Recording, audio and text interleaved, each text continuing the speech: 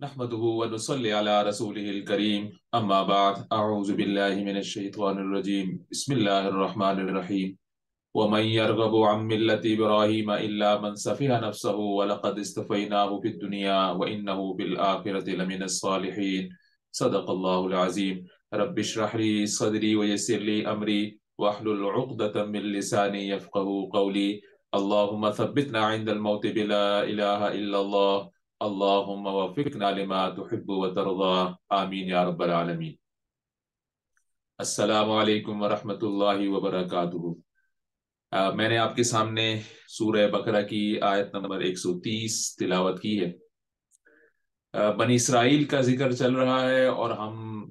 बनी इसराइल की जितने जराइम थे उनको बयान करने के बाद जो सूरह बकरा का दूसरा हिस्सा जिसको कहा जा सकता है मुसलमानों के जिक्र शुरू होने से पहले, कि वो एक ट्रांजिशन का जो हिस्सा है वो इन रुकू के अंदर बयान किया जा रहा है। सूरह बकरा के रुकू नंबर 15, 16, 17 और 18, जिसमें से 2 रुकू पहले पारे के आखिर में और 2 रुकू दूसरे पारे के शुरू के हैं, इनमें तहवील किबला का हुक्म है। और कि तहवील किबला दरअसल हजरत इब्राहीम अलैहिस्सलाम वो शख्सियत हैं जिनकी वजह से ये घर आबाद हुआ और इसका चर्चा दुनिया में होता है। कौन है जो इब्राहिम अलैहिस्सलाम के तरीके से नफरत करे, जिसने खुद अपने आप को हिमाकत व जहालत में मुब्तला कर लिया हो? इसके सिवा कौन ही हरकत कर सकता है? इब्राहिम तो वो शख्स था जिसको हमने दुनिया में अपने काम के लिए चुन लिया और आखिरत में इसका शुमार सालिहीन में होगा। लफ्ज़ इस्तेमाल हुए यरगब, और ये रगबत के लिए, मोहब्बत के लिए और किसी तरफ मैलान होने के लिए भी इस्तेमाल होता है और इससे कराहियत के लिए भी इस्तेमाल होता है। लेकिन साथ प्रीपोजिशन अरबी की जो है उनके इस्तेमाल से इसके मानी का तयन होता है।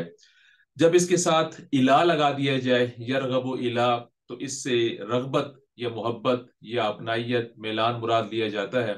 और जब अन लगा दिया जाए इसके साथ, यरगबु अम, जैसा कि इस आयत के अंदर आया, तो इससे फिर कराहियत और नफरत के मानी आते हैं। जैसे कि आपने वो मशहूर हदीस सुनी होगी, अन निकाहु मिन सुन्नती फमन रगिबा अन्हु फलैसा मिन्नी। तो यहाँ अन इस्तेमाल हुआ रगब के साथ, तो जिसका मतलब जिसने उससे कराहियत इख्तियार की निकाह से, वो हम में से नहीं। बिल्कुल यही मफहूम यहाँ आया है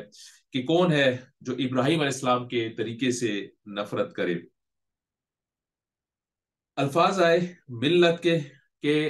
और मिल्लत से मुराद स्कॉलर्स, मुफस्सिरीन कुरान बयान करते हैं ये दीन, दीन इस्लाम। क्योंकि जितने अंबिया आए उनकी मिल्लत एक ही थी, उनकी दावत एक ही थी, वो एक खानदान से ताल्लुक रखते थे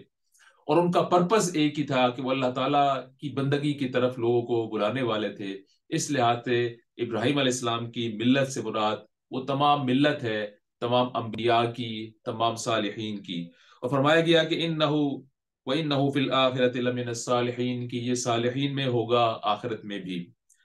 जैसे कि फरमाया गया कुरान मजीद में एक और मकाम पर कि अनअमल्लाहु अलैहिम मिनन नबिय्यीन व सिद्दीकीन व शुहदाई व सालिहीन,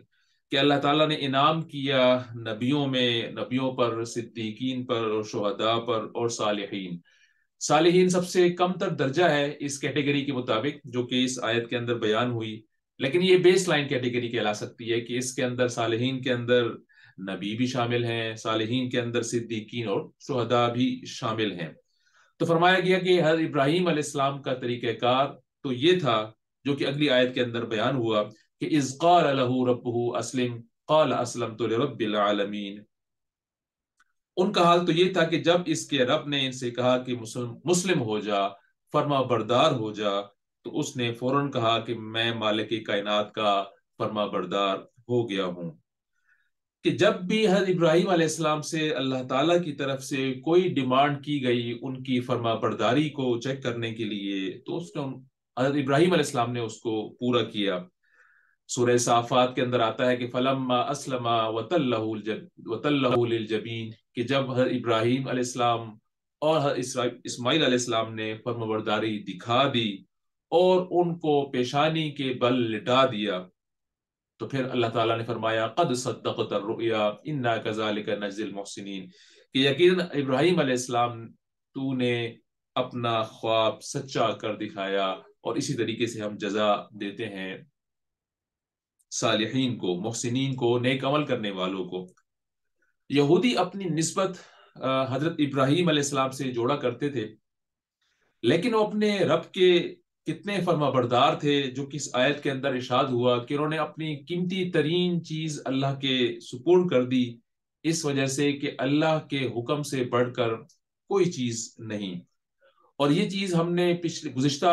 اپنے نشست کے اندر بھی اس کا مطالعہ کیا کہ وَإِذِ ابْتَلَىٰ إِبْرَاهِيمَ رَبُّهُ بِكَلِمَاتٍ فَأَتَمَّهُنَّ، کہ جب ابراہیم علیہ السلام کو اس کے رب نے چند امور کے اندر آزمایا، پس وہ ان امور کے اندر پورا اترے۔ اب یہودی یہ بات کہہ رہے ہیں کہ ان کی نسبت تو حضرت ابراہیم علیہ السلام سے ہے، تو کیا جو مرتبہ حضرت ابراہیم علیہ السلام کو اللہ تعالیٰ نے عطا کیا وہ ان کو ایسے ہی مل جائے گا؟ جس طرح کی روش پہ یہودی چل رہے ہیں، کیا یہ روش تھی حضرت ابراہیم علیہ السلام کی؟ یہ ان کے سامنے رکھا گیا۔ اور یہودی تو اس بات پر سوچتے تھے یا نہ سوچتے تھے، ہم بھی اپنا ذکر، اپنا تعلق حضرت ابراہیم علیہ السلام سے جوڑتے ہیں۔ کیا ہمارے اندر وہ فرما برداری ہے جو کہ حضرت ابراہیم علیہ السلام کے اندر تھی، یا صرف اپنے من پسند دین پر، اسلام پر چلنا چاہتے ہیں کہ جب ہمارا دل چاہتا ہے اور جس جگہ ہمیں کوئی مشکل پیش نہیں آتی، اور اس وقت جب کہ ہمارا خاندان ہمارے آڑے نہیں آتا، ہمارا نفس آڑے نہیں آتا، اس وقت تو ہم اسلام کے حکم پورا کرنے والے ہوتے ہیں۔ لیکن کیا لن تنالوا البر حتى تنفقوا مما تحبون کی مصداق بھی ہوتے ہیں کہ تم جب تک مومن نہیں ہو سکتے جب تک کہ تم حتى تنفقوا، کہ تم خرچ کرو جو کچھ تمہیں سب سے زیادہ محبوب ہے، اللہ تعالیٰ کی راہ میں لگاؤ، اللہ تعالیٰ کی فرما برداری اختیار کرو۔ یہ آج ہم مسلمانوں نے بھی اپنا جائزہ لینا ہے۔ وَوَصَّى بِهَا إِبْرَاهِيمُ بَنِيهِ وَيَعْقُوبُ يَا بَنِيَّ إِنَّ اللَّهَ اصْطَفَىٰ لَكُمُ الدِّينَ فَلَا تَمُوتُنَّ إِلَّا وَأَنْتُمْ مُسْلِمُونَ۔ اور اس طریقے پر، فرما برداری کے طریقے پر چلنے کی ہدایت اس نے اپنی اولاد کو بھی کی، اور اس کی وصیت یعقوب نے اپنی اولاد کو بھی کی۔ اس نے کہا تھا کہ میرے بچوں، اللہ نے تمہارے لیے دین پسند کیا ہے، لہذا مرتے دم تک مسلمان رہنا۔ حضرت ابراہیم علیہ السلام نے اپنے بیٹوں کو، اس کا ذکر کیا گیا اس آیت کے اندر کی وصیت کی کہ فرما بردار رہو، اور پھر یعقوب علیہ السلام کا ذکر آیا کیونکہ بنی اسرائیل کا جو انسسٹرز تھے وہ حضرت یعقوب علیہ السلام تھے، ان کا سلسلہ حضرت یعقوب علیہ السلام کے 12 بیٹوں سے جا جڑتا ہے۔ حضرت ابراہیم علیہ السلام کے 8 بیٹے تھے۔ حضرت اسماعیل علیہ السلام جو کہ حضرت ہاجرہ کے بیٹے تھے، اور جو کہ شاہ مصر کی بیٹی تھیں، اور شاہ مصر نے حضرت ابراہیم علیہ السلام کے حوالے کیا تھا اور کہا تھا کہ یہ آپ کی خدمت کرے گی کنیز کے طور پر۔ تو یہ ان کے نکاح میں تھی، حضرت اسماعیل علیہ السلام ان سے پیدا ہوئے، اور اس کے بعد ان کی اولاد سے کوئی نبی پیدا نہیں ہوا، یہاں تک کہ حضرت محمد صلی اللہ علیہ وسلم 2500 سال گزرنے کے بعد یا اس سے بھی زیادہ دنیا میں تشریف لائے۔ تو ان کی اس شاخ سے حضرت اسماعیل علیہ السلام نبی تھے، اور اس کے بعد حضرت محمد صلی اللہ علیہ وسلم، ان دونوں کے درمیان اور کوئی نبی نہیں آیا۔ حضرت ابراہیم علیہ السلام کی دوسری بیوی حضرت سارہ تھی، جن کا تعلق عراق سے تھا، اور ان سے حضرت اسحاق علیہ السلام پیدا ہوئے، اور پھر حضرت اسحاق علیہ السلام کی ہی نسل سے پھر نبوت بنی اسرائیل میں چلنا شروع ہوئی۔ جب حضرت اسحاق علیہ السلام کے 2 بیٹے حضرت یعقوب علیہ السلام اور عیسو پیدا ہوئے، جن میں عیسو کو تو اللہ تعالیٰ نے نبوت نہ دی، لیکن حضرت یعقوب علیہ السلام سے نبوت آگے چلتی رہی۔ حضرت ابراہیم علیہ السلام کے تیسری بیوی کتورہ تھیں، جن کے 5 بیٹے تھے، اور ان میں سے ایک بیٹے جو کہ مدیان یا مدین، اور ان سے آگے جا کر ان سے ڈائریکٹلی تو ان کے بیٹوں میں نبی موجود نہ تھے، لیکن آگے جا کر ان کی نسل میں حضرت شعیب علیہ السلام مدین کی طرف نبی بنا کر بھیجے گئے تھے۔ تو یہ ان کے بیٹوں کا حوال ہے جو حضرت ابراہیم علیہ السلام کے تھے اور حضرت یعقوب علیہ السلام کے تھے۔ کہ انہوں نے اپنے بچوں کو یہ نصیحت کی تھی کہ اللہ تعالیٰ نے تمہارے لیے دین اسلام کو چن لیا ہے، اب تمہاری جو موت ہے وہ دین اسلام پر ہی آنی چاہیے۔ دراصل ہر وقت کی فرما برداری اور معصیت سے اجتناب ہی اگر کیا جائے تبھی ایک انسان اللہ تعالیٰ کی فرما برداری اور مسلم کے طور پر مر سکتا ہے،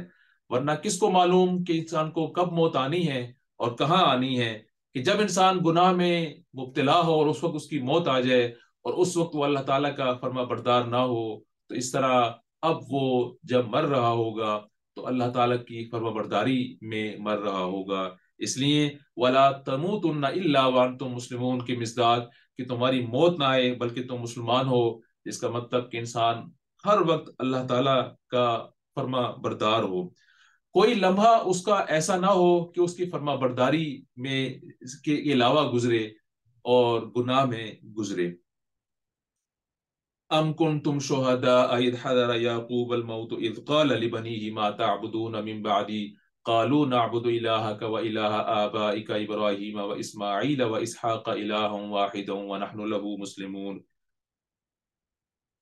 پھر کیا تم اس وقت موجود تھے جب یعقوب علیہ السلام اس دنیا سے رخصت ہو رہے تھے؟ انہوں نے مرتے وقت اپنے بیٹوں سے پوچھا،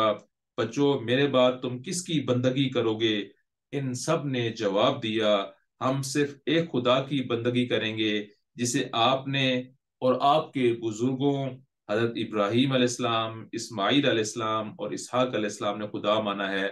اور ہم اسی کے مسلم ہیں، اسی کے فرما بردار ہیں۔ یہ حضرت یعقوب علیہ السلام کی نصیحت تھی، وصیت تھی۔ جب وہ موت کے بستر پر تھے تو انہوں نے یہ عہد لیا اپنے بچوں سے، اپنے بیٹوں سے، اپنے 12 بیٹوں سے کہ تم کس کی عبادت کرو گے، اور انہوں نے اس بات کا اقرار کیا جو ان کے پہلے 12 بیٹے تھے کہ ہم اپنے آباء و اجداد کے خدا، جو آپ کا خدا ہے، حضرت ابراہیم علیہ السلام کا خدا ہے، حضرت اسماعیل علیہ السلام کا خدا ہے، اس کی پیروی کریں گے اور اس کی فرما برداری کریں گے۔ اور اس کے بعد اللہ تعالیٰ نے ایک بہت ہی اہم قسم کا مضمون ان یہودیوں کے لیے بیان کیا، اور ہمارے لیے بھی یہ اتنا ہی اہم ہے کہ تِلْكَ أُمَّةٌ قَدْ خَلَتْ لَهَا مَا كَسَبَتْ وَلَكُمْ مَا كَسَبْتُمْ وَلَا تُسْأَلُونَ عَمَّا كَانُوا يَعْمَلُونَ۔ وہ کچھ لوگ تھے جو گزر گئے، جو کچھ انہوں نے کمایا وہ ان کے لیے ہے، اور جو کچھ تم کماؤ گے وہ تمہارے لیے ہے، تم سے یہ نہ پوچھا جائے گا کہ وہ کیا کرتے تھے۔ یہودیوں کو خطاب کر کے یہ فرمایا گیا کہ تمہارے آباء و اجداد شاندار لوگ تھے، اللہ تعالیٰ کے برگزیدہ تھے، انبیاء تھے، اور اللہ تعالیٰ ان سے راضی ہوا۔ اللہ تعالیٰ نے اس بات کا قرآن مجید میں اور ان کی کتاب میں ارشاد فرمایا، شاندار خاندان ہونے کی وجہ سے فائدہ ان کو ہوگا، تمہیں اس کا کوئی فائدہ نہ ہوگا۔ اگر تمہارے اعمال سزا کے مستحق ہوں گے تو ان کی جو برگزیدہ ہستیاں ہیں وہ تمہیں نہ بچا سکیں گی، ان کی نیکیاں ان کے لیے ہیں، تم سے ان کے بارے میں نہ پوچھا جائے گا بلکہ تم سے تمہارے بارے میں پوچھا جائے گا کہ تم کیا کرتے رہے تھے۔ اور یہ حقیقت قرآن مجید میں بار بار بیان کی گئی ہے۔ ایک اور مقام پر آتا ہے وَلَا تَزِرُ وَازِرَةٌ وِزْرَ أُخْرَىٰ، کہ انسان کسی دوسرے کا گناہوں کا بوجھ نہ اٹھائے گا، اور انسان کے لیے تو وہی ہے کہ لَيْسَ لِلْإِنسَانِ إِلَّا مَا سَعَىٰ، کہ جو کچھ اس نے کوشش کی ہوگی، نیکی کمائی ہوگی، اس کا بدلہ تو اس کو وہی ملے گا۔ اپنی اولاد، اپنے برگزیدہ آباء و اجداد ہونے کی وجہ سے کسی کو کوئی فائدہ نہ ہوگا۔ وَقَالُوا كُونُوا هُودًا أَوْ نَصَارَىٰ تَهْتَدُوا قُلْ بَلْ مِلَّةَ إِبْرَاهِيمَ حَنِيفًا وَمَا كَانَ مِنَ الْمُشْرِكِينَ۔ یہودی کہتے ہیں یہودی ہو جاؤ تو راست پاؤ گے، ہدایت پاؤ گے، اور عیسائی کہتے ہیں عیسائی ہو جاؤ تو ہدایت ملے گی۔ ان سے کہو نہیں، بلکہ سب کو چھوڑ کر ابراہیم کا طریقہ اختیار کرو، اور ابراہیم مشرکوں میں سے نہیں تھا۔ یہ یہودی اور نصرانیوں کی ایک خاص سازش تھی کہ مسلمانوں کی دعوت کو روکنے کے لیے اور یہ بات کہنے کے لیے کہ ہدایت صرف مسلمانوں کی دعوت سے منسلک نہیں، نبی کریم صلی اللہ علیہ وسلم سے اور قرآن سے منسلک نہیں، بلکہ اگر تم کامیابی چاہتے ہو تو یہودیت اور نصرانیت یہ بھی الہامی دین ہے۔ اس لیے اگر کسی نے ہدایت پانی ہے، آخرت کی کامیابی پانی ہے، تو اس کو یہودی ہو جائے یا وہ نصرانی ہو جائے تو وہ ہدایت پا جائے گا۔ اس کے علاوہ اس کے پاس تیسرا راستہ نہیں ہے۔ اس کے جواب میں فرمایا گیا کہ قل بل ملت ابراہیم حنیفہ، بلکہ تمہیں تو بات کرنی چاہیے ابراہیم علیہ السلام کی طریقے کی، کہ اگر راہ اختیار کرنی ہے تو ابراہیم علیہ السلام کی بات کی جائے، جس کو تم اپنا جد امجد مانتے ہو اور اس کو نبی مانتے ہو، اپنا برگزیدہ آباء و اجداد میں سے رکھتے ہو کہ وہ تو یکسو تھا۔ حضرت ابراہیم علیہ السلام کا قرآن مجید میں جہاں بھی ذکر آتا ہے، یہ دو خصوصیات ان کی بار بار بیان کی جاتی ہیں کہ وہ حنیف تھے، یکسو تھے، ان کی زندگی میں دو رنگی نہیں تھی۔ جس بات کو اللہ تعالیٰ نے ان کو سمجھا دیا اور وہ سمجھ گئے،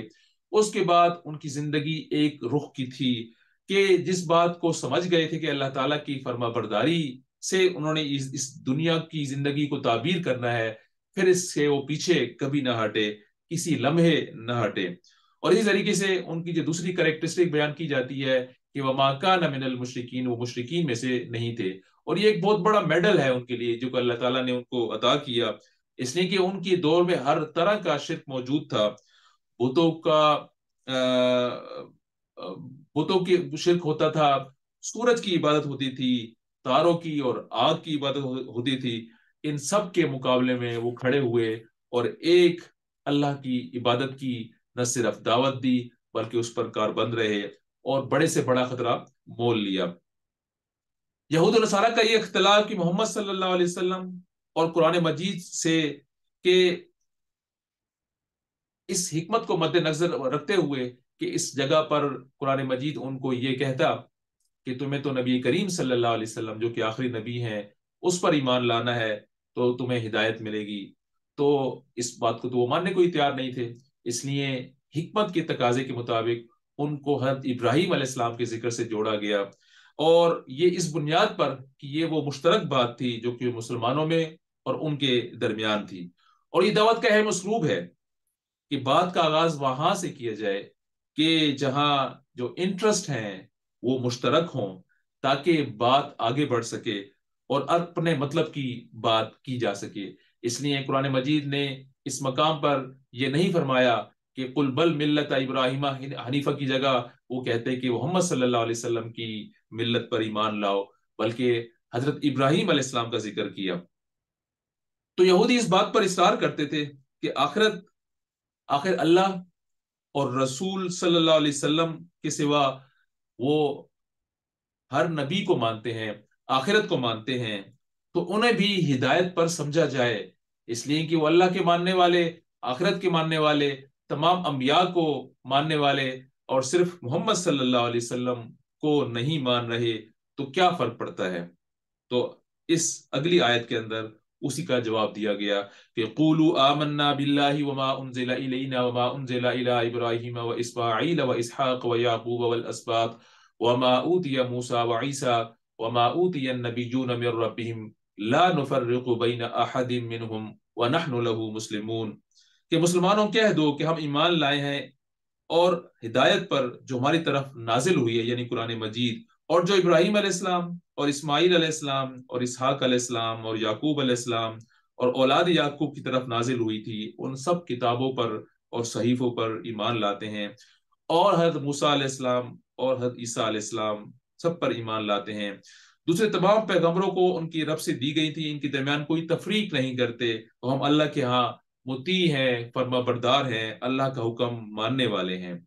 یعنی یہ جو تمام انبیاء کا ماننا ہے، اس میں کوئی تفریق نہیں کی جا سکتی، جیسا کہ سورہ بقرہ کے آخری جو آیت ہے لا نفرق بین احد من رسلہ، اس میں بھی ذکر ہے کہ ہم کسی بھی رسول کے میں کوئی تفریق نہیں کرتے، تمام اللہ تعالیٰ کے رسول تھے، نبی تھے، اور اللہ تعالیٰ کے برگزیدہ بندے تھے۔ ہاں یہ ضرور ہے کہ اللہ تعالیٰ نے کچھ انبیاء پر فضیلت دی، جس کا ذکر بھی قرآن پاک میں موجود ہے تیسرے پارے کے شروع میں کہ تلک الرسل فضلنا بعضهم علی بعض، کہ یقیناً یہ رسول ہے اور بعض کو ہم نے بعض پر فضیلت بخشی. اس لیے فضیلت تو موجود ہے لیکن تفریق نہیں کی جا سکتی، جیسا کہ یہودی کر رہے ہیں. حضرت عیسیٰ علیہ السلام کو وہ نبی نہیں مانتے اور حضرت محمد صلی اللہ علیہ وسلم کو وہ رسول نہیں مانتے، تو ان کے اس طرز عمل سے ان کا ایمان قابل قبول نہیں ہوگا. بلکہ ایمان کیسے قابل قبول ہوگا؟ وہ اگلی آیت کے اندر ارشاد فرمایا گیا فَإِنْ آمَنُوا بِمِثْلِ مَا آمَنْتُمْ بِهِ فَقَدِ اهْتَدَوْا وَإِنْ تَوَلَّوْا فَإِنَّمَا هُمْ فِي شِقَاقٍ فَسَيَكْفِيكَهُمُ اللَّهُ وَهُوَ السَّمِيعُ الْعَلِيمُ. پھر اگر وہ اسی طریقے سے ایمان لائیں جس طرح تم لائے ہو تو ہدایت پر ہیں پھر یہ، اور اگر اس سے یہ منہ پھیر لیں، روگردانی کریں، تو کھلی بات ہے کہ وہ ہر درمی میں پڑ گئے ہیں، ضد میں آ گئے ہیں. لہذا اطمینان رکھو کہ ان کے مقابلے میں اللہ تمہاری حمایت کے لیے کافی ہے اور سب کچھ سنتا اور جانتا ہے. ہدایت پر کون ہے اس کا فیصلہ اللہ تعالیٰ نے کرنا ہے، بندے اس بات کا فیصلہ نہیں کر سکتے. اللہ تعالیٰ نے اپنی کتابوں میں اس بات کا کرائٹیریا بتا دیا ہے کہ کون ہدایت پر ہے. اس لیے مسلمانوں کو فرمایا گیا کہ اگر ان یہودیوں سے اور نصرانیوں سے کہہ دو کہ اگر تم ایمان لاؤ گے اس طریقے سے کہ جس طریقے سے ایمان لائے تم، یعنی مسلمان، اور مسلمان کس طریقے سے ایمان لائے کہ نبی کریم صلی اللہ علیہ وسلم پر ایمان رکھتے ہیں باقی انبیاء کے ساتھ ساتھ، اور قرآن مجید پر ایمان رکھتے ہیں کہ یہ بھی اللہ تعالیٰ کی کتاب ہے. صبغۃ اللہ ومن احسن من اللہ صبغۃ ونحن له عابدون. اللہ کا رنگ اختیار کرو، اور اس کے رنگ سے اچھا اور کس کا رنگ ہوگا، ہم اسی کی بندگی کرنے والے لوگ ہیں. یعنی اللہ کا رنگ فرما برداری، وہ ایک ہی بات چلی آ رہی ہے جو کہ حضرت ابراہیم علیہ السلام سے شروع ہوئی، اس کے بعد ان کے یعقوب علیہ السلام کے بیٹوں سے اس بات کو لیا گیا، پھر وہ نبی کریم صلی اللہ علیہ وسلم کا ذکر کیا اور آج کے مسلمانوں کا ذکر کیا گیا کہ وَنَحْنُ لَهُ مُسْلِمُونَ، کہ ہم مطیع ہیں، فرما بردار ہیں، اللہ تعالیٰ کا حکم ماننے والے ہیں. لہٰذا یہی اللہ تعالیٰ کا رنگ ہے کہ صبغۃ اللہ، اللہ کا رنگ اختیار کرو، کہ اس اللہ کے رنگ سے بہتر کون سا رنگ ہو سکتا ہے؟ اللہ کی فرما برداری کا رنگ اختیار کرو. یہ ایک وجہ تسمیہ اس لحاظ سے بھی تھا کہ یہودی بپتسمہ دیا کرتے تھے کہ جب بچہ پیدا ہوتا تو ایک ہفتے کے بعد اس کو رنگین پانی سے نہلایا جاتا اور کہتے کہ اب یہ پورا یہودی بن گیا ہے. تو اللہ تعالیٰ نے اس کے مقابلے میں فرمایا گیا کہ اللہ کا رنگ اختیار کرو بجائے مختلف رنگ اختیار کرنے کے. اور اللہ کا رنگ کیا ہے؟ اللہ کی بندگی ہے، اللہ کی عبادت ہے، ہمتن،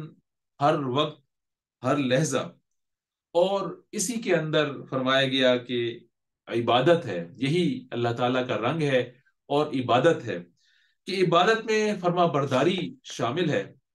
اور یہ فرما برداری ہر لمحہ، ہر لہجہ ہے. عبادت میں محبت بھی شامل ہے کہ اللہ تعالیٰ سے ایک اس کا بندہ محبت کرنے والا ہو، اور عبادت میں وہ عبادات بھی شامل ہیں جن کو ہم عبادات سمجھتے ہیں، یعنی نماز، روزہ، حج، زکوٰۃ وغیرہ، اور اچھی بات کرنا، یہ بھی عبادات ہیں. لیکن یہ سب باتیں عبادت کے جو مفہوم ہے قرآن مجید کا اس کو بیان کرتی ہیں. قُلْ أَتُحَاجُّونَنَا فِي اللَّهِ وَهُوَ رَبُّنَا وَرَبُّكُمْ وَلَنَا أَعْمَالُنَا وَلَكُمْ أَعْمَالُكُمْ وَنَحْنُ لَهُ مُخْلِصُونَ. اے نبی صلی اللہ علیہ وسلم، آپ ان سے کہہ دیں کیا تم اللہ کے بارے میں ہم سے جھگڑتے ہو، حالانکہ وہی ہمارا رب بھی ہے اور تمہارا رب بھی ہے. ہمارے اعمال ہمارے لیے ہیں اور تمہارے اعمال تمہارے لیے ہیں، اور ہم اللہ ہی کے لیے اپنی بندگی کو خالص کر چکے ہیں. یہ اللہ تعالیٰ کی بندگی کو اللہ تعالیٰ کے لیے خالص کرنا، کسی کو اس کے ساتھ شریک نہ ٹھہرانا، معصیت کا جو رنگ ہے وہ زندگی سے نکال دینا، اور پھر اس چیز کو اس پہ دوامت اختیار کر لینا، یہی اس رکوع کا بار بار بیان کیا جانے والا پیغام ہے. کہ نبی کریم صلی اللہ علیہ وسلم آپ کہہ دیجئے کہ جھگڑا تو کس بات کا ہے، کہ اللہ کے بارے میں تو کوئی جھگڑا موجود نہیں ہے، کہ تم بھی ان کو مانتے ہو، اللہ کو مانتے ہو اور ہم بھی مانتے ہیں، اور پھر یہ حقیقت ہے کہ جو عمل تم کرو گے وہ تمہارے لیے ہیں اور جو عمل ہم کریں گے وہ ہمارے لیے ہیں. تو اس لیے ہم نے تو مسلمانوں سے کہا گیا، نبی کریم صلی اللہ علیہ وسلم سے کہا گیا کہ کہہ دیں کہ ہم تو اخلاص کے ساتھ اللہ کی فرما برداری کرنے والے ہیں، وہ اخلاص جو تم میں موجود نہیں ہے، تم اللہ تعالیٰ کے ساتھ ہیر پھیر کرنے کی کوشش کرتے ہو، اللہ تعالیٰ کو دھوکہ دینے کی کوشش کرتے ہو، اور یہ بات کہتے ہو کہ یہودی ہو جاؤ یا نصرانی ہو جاؤ تو پھر ہدایت پاؤ گے۔ اس لیے اگلی آیت کے اندر ارشاد فرمایا گیا، ان کی اس بات کا جواب دیا گیا جو وہ کہتے تھے کہ یہودی ہو جاؤ اور نصرانی ہو جاؤ تو پھر ہدایت پاؤ گے، کہ ام تقولون ان ابراہیم و اسماعیل و اسحاق و یعقوب والاسباط كانوا هودا او نصارى قل اانتم اعلم ام الله ومن ازلم ممن كتم شهادة عنده من الله وما الله بغافل عما تعملون۔ یا تم یہ کہتے ہو، یہودیوں سے کہا جا رہا ہے کہ تم یہ کہتے ہو اس ہدایت کے ذریعے سے کہ یہودی ہو جاؤ یا نصرانی ہو جاؤ، کہ ابراہیم علیہ السلام، اسحاق علیہ السلام، یعقوب اور اولاد یعقوب سب کے سب یہودی تھے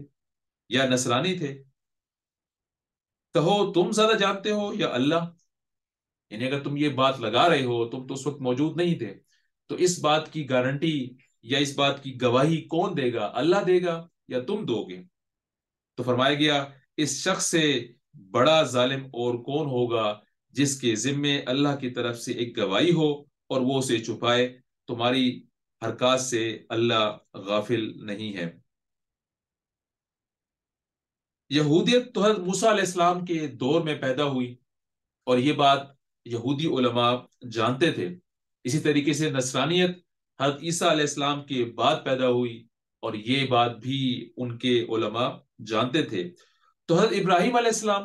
اور ان کی اولاد تو اس سے پہلے کی موجود تھی، یہ تو ان سے پہلے کے وہ لوگ ہیں جن کا اس آیت کے اندر ذکر ہوا۔ تو پھر کیا وہ یہودی تھے یا نصرانی تھے کہ تم کہتے ہو کہ وہ ہدایت، کہ کوئی شخص ہدایت پر ہے تو اگر اس یہودی ہوگا اور نصرانی ہوگا تو تب ہدایت پر ہے؟ تو کیا یہ لوگ جن کو تم اپنا بزرگ مانتے ہو یہودی یا نصرانی تھے؟ اور پھر تم کہتے ہو کہ تم اپنی کتاب تورات کو مانتے ہو، اور اسی تورات کے اندر یہ بات لکھی ہوئی ہے کہ آخری نبی صلی اللہ علیہ وسلم آئیں گے، اور یہ بات تو تم مدینہ کے قبائل کو بتایا کرتے ہو کہ ابھی تو ہم غالب نہیں ہیں، مغلوب ہیں، لیکن جب ہمارے نبی آ جائیں گے، ہمارے خاندان میں سے آ جائیں گے، ہماری نسلوں میں سے آ جائیں گے، تو ہم ان سے مل کر تمہارا مقابلہ کریں گے اور تمہیں شکست دیں گے۔ یہ بات وہ اوس و خزرج کے لوگوں سے کہا کرتے تھے، لیکن جب اب نبی صلی اللہ علیہ وسلم ان کی نسل میں سے نہیں آئے اور ان کو سامنے وہ موجود ہیں اور ان کو وہ پہچان چکے ہیں، لیکن اب وہ تم گواہی چھپاتے ہو جس بات کا تورات کے اندر ذکر تھا، اور اس کی وجہ اپنا تکبر اور اپنا گھمنڈ ہے، کہ خاندان کی حمیت ہے، کہ خاندان میں سے نبوت کسی اور خاندان میں کیوں چلی گئی۔ یہ ان کا تکبر اور گھمنڈ، جس کی وجہ سے وہ نبی کریم صلی اللہ علیہ وسلم کو اور قرآن مجید کی تعلیمات پر عمل کرنے کے لیے تیار نہ تھے، اپنے آپ کی، اپنی زندگی کو، اپنے اعمال کی اصلاح کرنے کے لیے تیار نہ تھے۔ یہ تو ان کا معاملہ تھا، لیکن ساتھ ہی ساتھ آج کا مسلمان تو نبی کریم صلی اللہ علیہ وسلم سے زبانی محبت تو ضرور رکھتا ہے، لیکن کیا وہ ان کے احکامات پر چلنے میں شان محسوس کرتا ہے؟ اس پر چلنے کے لیے اس کے دل میں پسند کا جذبہ موجود ہے؟ کیا اس میں یہ جذبہ موجود ہے کہ وہ بھی نبی کریم صلی اللہ علیہ وسلم والی اسوے کو اپنائے؟ یہ وہ سوالات ہیں جس کو بہرحال ان سوالات کے جوابات ہمارے دماغ میں، ہمارا دماغ، ہمارا نفس اور ہمارا اندر کا شیطان دینے کو تیار نہیں۔ اللہ تعالیٰ سے دعا ہے کہ اللہ تعالیٰ ہمیں ان تمام ہٹ درمیوں سے جن میں یہودی اور نصرانی مبتلا رہے، نبی کریم صلی اللہ علیہ وسلم کی تعلیمات کو جھٹلاتے رہے، ان سے بچائے، اور عملی طور پر ان محبت کا جو حق ہے وہ ادا کرنے کی توفیق عطا فرمائے جو ہم اپنے دین سے اور اپنے نبی سے کرنے کا زبان سے اعلان کرتے ہیں۔ سبحانک اللہم و بحمدک اشہد ان لا الہ الا انت استغفرک و اتوب الیک۔